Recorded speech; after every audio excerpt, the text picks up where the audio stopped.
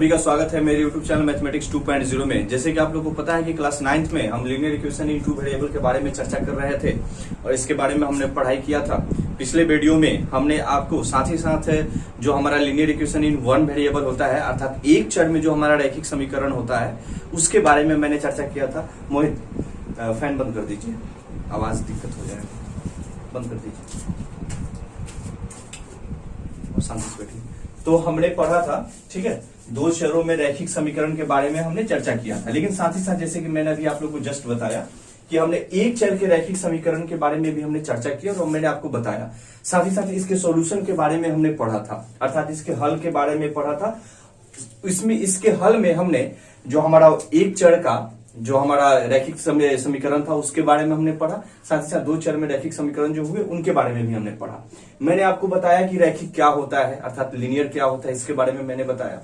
जो एक चर वाले होते हैं अर्थात जिसमें आपका जो वेरिएबल टर्म होता है वह एक होता है, इसके बारे में हमने बताया। और दो चर वाले में भी अर्थात जिसके टू वेरिएबल्स होते हैं इसके बारे में भी हमने बताया आपको। अब इसके बारे में चूंकि हमने इतना पढ़ाई कर लिया है कि जो हमारा एक्सरसाइज है, जैसे कि आप लोग देख रहे हैं कि हमारे पास एनसीईआरटी का बुक है क्लास 9 का और एक्सरसाइज 4.1 जिसको हम आसानी से बना सकते हैं, इसको आसानी से कर सकते हैं, ठीक है। लेकिन बाबू थोड़ा सा मैं एक चीज आप लोग को बताना चाहूंगा कि सिर्फ एनसीईआरटी ही नहीं, आपके पास जो भी बुक है, किसी भी प्रकाशन का बुक है, जैसे कि मैं हमेशा से आपको बोलता हूं, अगर उससे आपको तकलीफ है, उससे कोई समस्या है तो आप एट द टाइम हमसे पूछिए, ठीक है, कमेंट करके बोलिए, मेरे नंबर पे मैसेज कर दीजिए, उसका तुरंत आपको समाधान दे दिया जाएगा। साथ ही साथ दोस्तों मैं एक चीज और भी बोलना चाहूंगा, यदि आप चैनल पे नए हैं और अभी तक आपने इस चैनल को सब्सक्राइब नहीं किया है तो सब्सक्राइब जरूर कर लीजिए और दोस्तों के बीच में शेयर जरूर कीजिए। साथ ही साथ वीडियो पे लाइक कमेंट जरूर कीजिएगा और हाँ, बेल आइकन जरूर दबा लीजिएगा ताकि जो भी वीडियो मैं अपलोड करूं वो सबसे पहले आप तक पहुंचे। तो आइए बाबू थोड़ा सा अब हम अपने एक्सरसाइज के ऊपर चर्चा करते हैं। आज का जो हमारा एक्सरसाइज है वह 4.1 है, यानी आज का जो हमारा एक्सरसाइज है वह 4.1 है। थोड़ा सा मैं अगर कोई नए बच्चे जो इनसे जुड़े हुए होंगे मैं थोड़ा सा उनको भी मैं रिकॉल करवा देता हूं, मैं बता देता हूं। जैसे बाबू मान लीजिए कि x + 2 = 0 है, तो इसमें जो इस समीकरण का जो सॉल्यूशन होगा वह x बराबर -2 हो जाएगा, अर्थात x का वह मान -2 जो इस समीकरण को क्या करेगा, संतुष्ट करेगा, सेटिस्फाइड करेगा। और इसका सिर्फ एक ही यह सोल्यूशन हो सकता है, अर्थात हमने इसमें यह पढ़ा था कि जो हमारा linear equation in one variable अर्थात एक चर में जो हमारा रैखिक समीकरण होता है उसके एक ही हल होते हैं, अर्थात कोई अद्वितीय हल होता है, अर्थात कोई दूसरा हल नहीं होता। इसके बारे में हमने पढ़ा। साथ ही साथ मैं आपको इसी के बीच में थोड़ा सा और भी मैं रिकॉल करवा देता हूं। जैसे हमारे पास मान लीजिए कि x + y = 8 दे रखा हो, इस स्थिति में बाबू हमारे पास अनगिनत हल आते हैं और यह स्थिति क्या बता रही है कि यहाँ पे हम देख रहे हैं कि टू वेरिएबल की चर्चा हो रही है, अर्थात लीनियर इक्वेशन इन टू वेरिएबल जब दो चर आ जाए इस स्थिति में जो इसका सॉल्यूशन होता है x का वह मान और y का वह मान जो इस समीकरण को संतुष्ट करे, ऐसे अनगिनत आपको अर्थात मेनी सॉल्यूशन आपको प्राप्त होते हैं। लेकिन इसी में कहीं कहीं कोई आपसे पूछ सकता है आपको कंफ्यूजन में डालने के लिए कि नेचुरल में बताइए, यानी प्राकृतिक संख्या में बताइए कि इसके कितने सॉल्यूशन होंगे। तो प्राकृतिक संख्या में ना हमेशा लिमिटेड सॉल्यूशन होते हैं, ठीक है ना, वह असीमित नहीं होता है, वह इन्फिनिटिव नहीं होता है, यह लिमिटेड होता है और एक सीमित सॉल्यूशन आता है। अर्थात कहने का मतलब जो 1 2 3 4 5 6 ऐसे करके जाएगा बाबू, यह एक सीमित इसका सॉल्यूशन होगा। लेकिन हमें बात करना है किस चीज का, कि इसके सिर्फ सॉल्यूशन के बारे में जब चर्चा होगी तो हम कहेंगे कि इसके अनंत सॉल्यूशन होंगे, मेनी सॉल्यूशन होंगे, ठीक है बाबू। आइए हम एक्सरसाइज भी चर्चा करते हैं बिना देरी किए। और ये मैंने पीछे जो आप लोग को पढ़ाया था उसका मैंने आप लोग को रिकॉल करवाया। एनी डाउट, एनी प्रॉब्लम, सब ठीक है। चलिए फर्स्ट जो हमारे पास क्वेश्चन है बाबू 4.1 का, देखिएगा आप लोग अपना अपना भी कॉपी किताब सब लेके साथ में बैठिए। बोला कि the cost of a notebook is twice the cost of a pen, अर्थात एक पेन का जो कीमत है ना, एक पेन की कीमत से एक किताब का कीमत कितना है, यानी उसका दाम कितना है, 2 गुना है।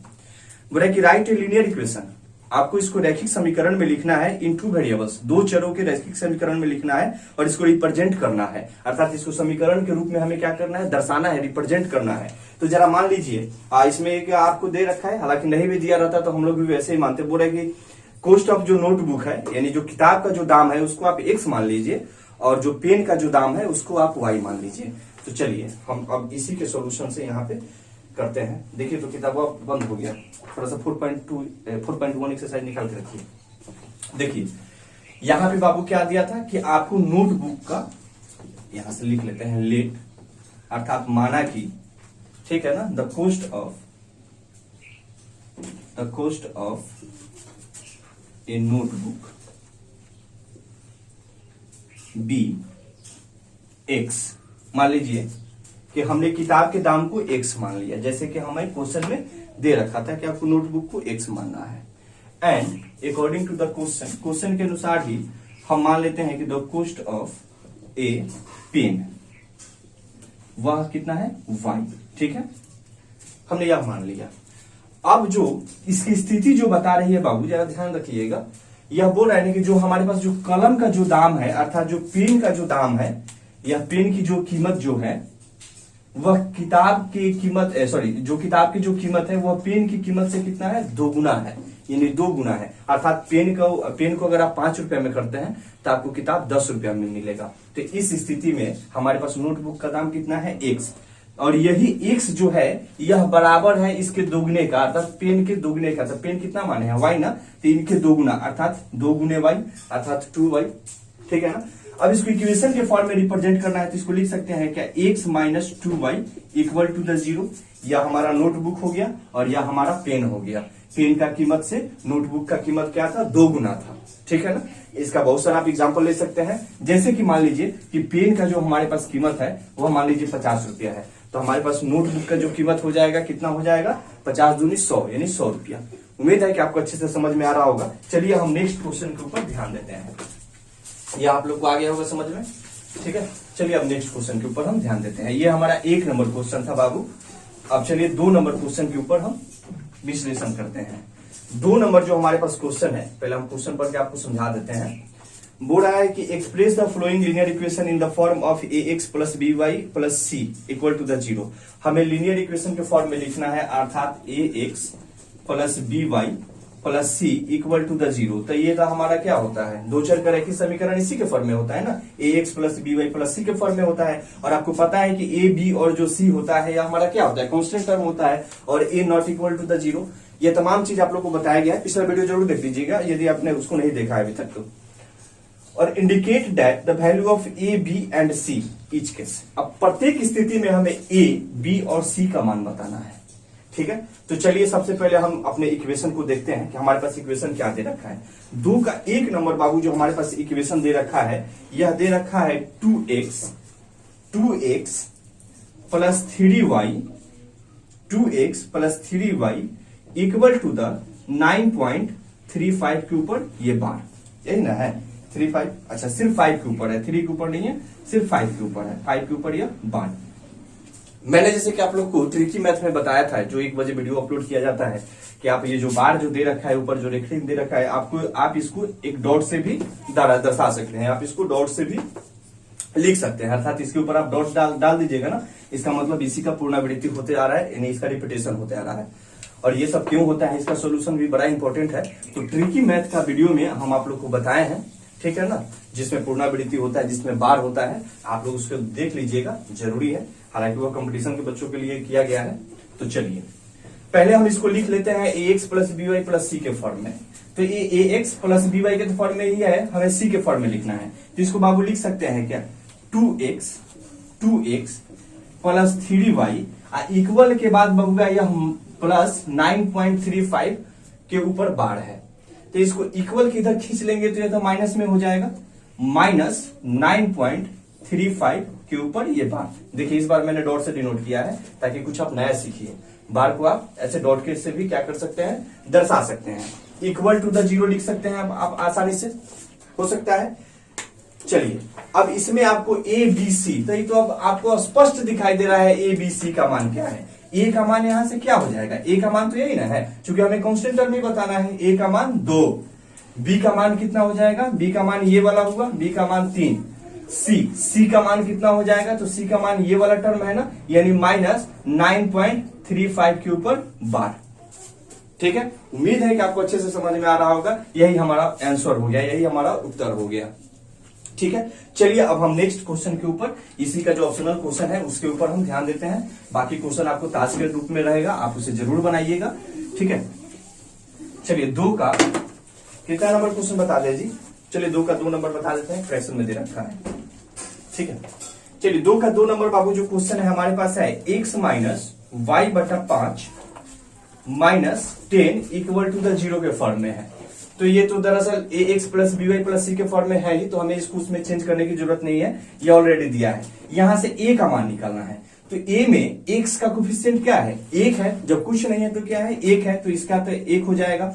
बी का, तो बी चूंकि y बटा 5 है तो y को हम ऐसे लिखे होंगे ना 1 बटा 5, चूंकि y को 1 बटा 5 से गुना करवाएंगे तो ये तो y बटा 5 हो जाएगा ना। तो ये कांस्टेंट वाला टर्म हमारे पास क्या है 1 बटा 5 ही ना, तो इसको हम क्या लिखेंगे माइनस 1 बटा 5, चूंकि माइनस देखिए लगा हुआ है तो साइन नहीं छोड़ना है। बी का कितना हो जाएगा माइनस 1 बटा 5, ठीक है ना, कॉमा सी हमारा कितना टर्म है जी -10, तो सी का -10, यही हमारा आंसर हुआ। उम्मीद है कि आपको अच्छे से समझ में आ रहा होगा। चलिए एक क्वेश्चन इसमें से हम आपको और बता देते हैं, बाकी क्वेश्चन आपको टास्क के रूप में रहेगा, आप उससे बनाइएगा और कोई भी डाउट होगा आप बेहिचक आप हमसे पूछिएगा बाबू, क्योंकि मैं यहाँ आप ही लोग के लिए खड़ा हूं। चलिए हम लास्ट वाला एक क्वेश्चन देख लेते हैं, 8 नंबर हम क्वेश्चन देख लेते हैं बाबू। 8 नंबर हमारे पास क्वेश्चन है कि 5 इक्वल टू द 2x, ठीक है, 5 इक्वल टू द 2x है, ठीक है। अब हमें इसको बनाना है, तो सबसे पहले हमें तो इसको इक्वेशन के फॉर्म में चेंज करना पड़ेगा ना। हमारा इक्वेशन था ax plus B Y plus c के फॉर्म में इसको चेंज करना पड़ेगा।